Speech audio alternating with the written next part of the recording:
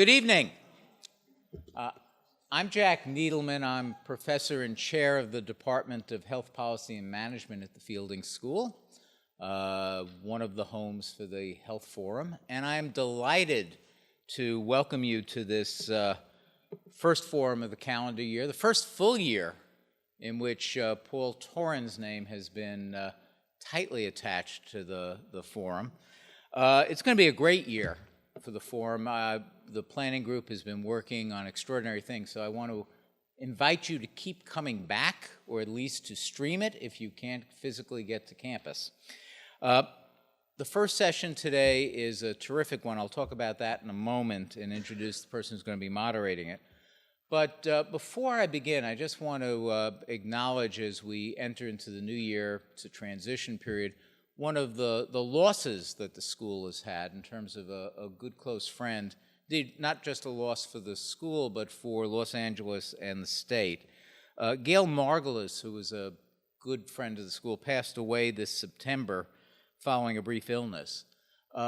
Most recently, from 2004 until her death, she served as vice chair president for government and public policy at Children's Hospital in Los Angeles. And before CHLA, she had worked in a number of positions, including serving as chief counsel at Daniel Freeman Hospital and as president of one of the leading health law firms in the community, which indeed she had helped found. While she was at Children's, Gray Davis, the governor, appointed her as deputy director of the California Department of Health Services, and Gail was also CEO of the Scleroderma Research Foundation in Santa Barbara. So an amazing range of experience in healthcare, the common theme of which making a difference in children's lives, making a difference in people's lives. And for that, we need to acknowledge her and acknowledge her passing and her loss. And I think all feel compelled to take on some of the charges and some of the load she was lifting in trying to improve health and healthcare in Los Angeles. This evening's session is really about the end of life, but making sure the end of life is as good as it can be and as good as it should be, and thinking about what that means in some very real and serious ways. It's a topic that has emerged as a critical issue in healthcare policy in the state, involving issues of general ethical and moral considerations about the roles of physicians, about respect for and assuring true patient autonomy in healthcare decision-making, and in the challenges and fears that patients have about being appropriately and well cared for at the end of life. We've got an incredible panel, and I'm going to let the moderator for the session introduce the panel. But I want to speak briefly about the moderator himself, Neil Wenger, who is exactly the right person to be leading this session. Neil's professor of medicine in the Division of General Internal Medicine at UCLA and a consulting researcher at RAND. He's director of the UCLA Healthcare Ethics Center and chair of the Ethics Committee at the UCLA Medical Center. He's also director of the NERSA Primary Care Research Fellowship in the UCLA Division of General Internal Medicine, a program that has sent us many of our best students. And he is an active general internist, so he speaks both from his clinical experience as well as his research experience.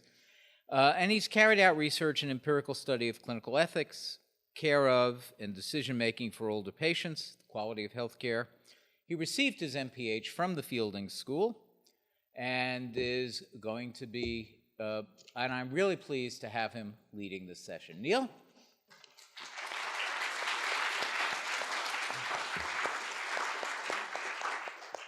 Thanks so much, Dr. Needleman. It's really an honor to be able to moderate a session for the Paul Toren's Forum. I learned a lot from Dr. Toren's getting my NPH, and am quite appreciative of that. Tonight's, it's really nice to see such a big group to consider tonight's topic, which is the aid in dying law. This is the chance that a person has at the last stages of illness to request a medication to hasten death. We will learn from Oregon's experience over the past 18 years, and perhaps that can help inform California.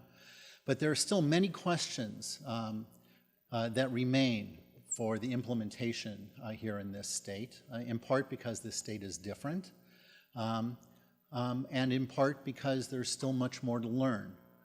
How does this fit into the armamentarium of things that physicians should do? How do we protect vulnerable people, or do we need to be protecting people or providing access? How do we monitor what is actually going on, and how do we make this fit into an understanding of all of the options that people have toward the end of life? How do we train clinicians to do this right? We have a wonderful panel tonight that is capable of discussing these issues, and I'd like to briefly introduce them. First, Linda Ganzini is joining us. She is the professor of psychiatry and medicine at Oregon Health and Science University, and she directs the Geropsychiatry Fellowship program there. She also is associate director at the VA of their Center for Innovation. She has published more than 40 papers and is the lead researcher about physician-assisted death, I think, in the world today. And many of you have probably read her papers in the New England Journal and JAMA and several other places. Our second speaker will be Dr. Sunita Puri, who is the lead physician for palliative medicine and supportive care at the Keck Hospital and Norris Cancer Center at USC. She did medical school and internal medicine at UCSF and a fellowship in hospice and palliative medicine at Stanford. She's co-chair of the Ethics Resource Committee at Keck and Norris and teaches ethics in the medical school there.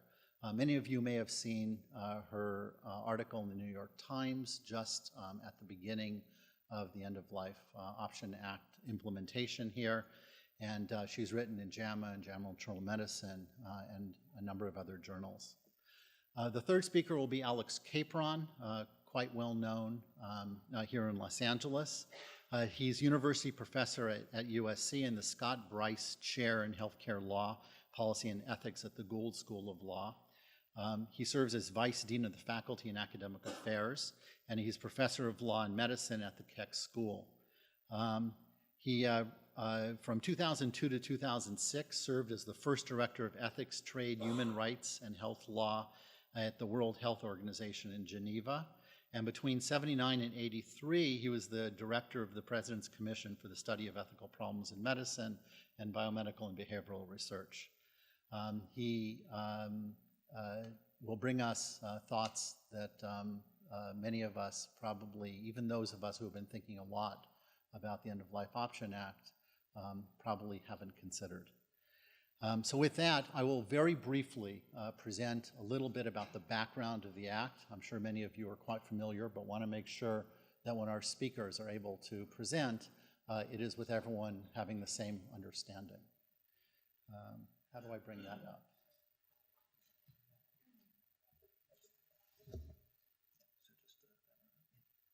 Perfect. Whoops, what do I do? How about that? Okay, so the Act became effective June 9th. What it says is that a capable adult with a terminal disease gets to request a drug for aid in dying. One has to be a resident of California. It's voluntary. It's not suicide as defined by the law, so there's no effect upon life insurance. Health insurance can't communicate about the aid in dying law unless they're asked. There's immunity for people that are present when the patient self-administers the aid in dying drug, and fraudulent requests and coercions are a felony. The physician must submit standardized forms to the California Department of Public Health, and there are actually quite a few of them that need to be submitted at exactly the right time. And then it's the CDPH's responsibility to produce an annual review and a statistical report. The law sunsets January 1st, 2026. It's quite important to notice that this aid in dying is the process by which a capable terminally ill patient voluntarily self-ingests a prescribed medication. We need to distinguish this from any sort of withdrawal or withholding of life-sustaining treatment accepting death, which we do routinely according to patients' preferences and prognosis in hospitals across Los Angeles every day. It's to distinguish it from palliative end-of-life care, which it is not, and certainly not euthanasia, lethal injection, or mercy killing. Who's eligible? An 18-year-old or older California resident who has a terminal illness, which is defined in the law as an incurable and irreversible disease that within the reasonable medical judgment of the attending and consultant physicians will result in death within 6 months. The patient has to have the capacity to make the aid in dying decision and to be able to self-administer the aid in dying drug. Very briefly, the steps to prescribe it are: 1, the patient makes an aid in dying request and a second oral request 15 or more days later, and also turns in a written request that's specified according to the state. The attending physician evaluates if the patient's qualified and the patient's reasons for the request. The physician documents the request and explains the steps and refers to an independent consulting physician. The attending physician then ensures that the patient is making an informed decision.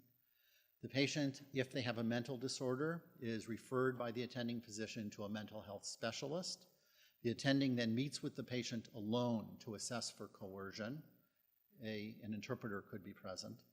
The attending physician then counsels the patient about the handling, the ingesting, and the writing and the use of the drugs, and writes the prescription. The patient actually signs a consent for the prescription to be sent to the pharmacy. The pharmacist, who also must voluntarily participate, then dispenses the medication and educates the patient. Those are the steps. That's the basis of the law, and now we can begin to hear much more in depth. So I invite Dr. Ganzini to come teach us about Oregon's experience.